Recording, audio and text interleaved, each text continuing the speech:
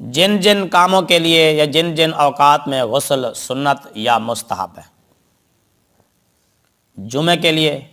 عید کی نماز کے لیے، عرفہ کے دن اور احرام باندھنے کے لیے غسل کرنا سنت ہے۔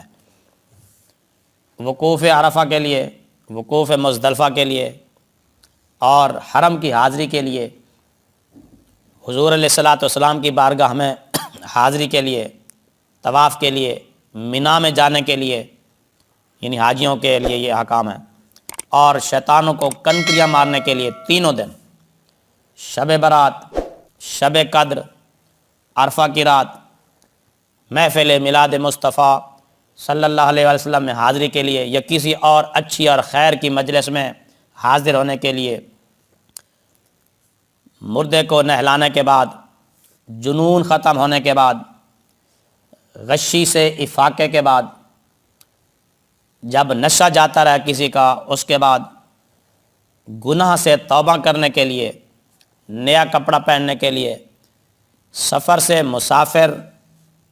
جب واپس آ جائے اس کے لیے، استحاضے کا خون جب بند ہو جائے، اس کے بعد سورج گرہن یا چاند گرہن کی نماز کے لیے یا بارش کی دعا طلب کرنے کے لیے، خوف، تاریکی اور سخت آندھی جب چل پڑے تو اس کے بعد، یا جسم پر کوئی نجاست لگی ہو، یہ نہیں معلوم کہ کہاں لگی ہے، تو ان سب صورتوں میں غسل کرنا مستحب ہے۔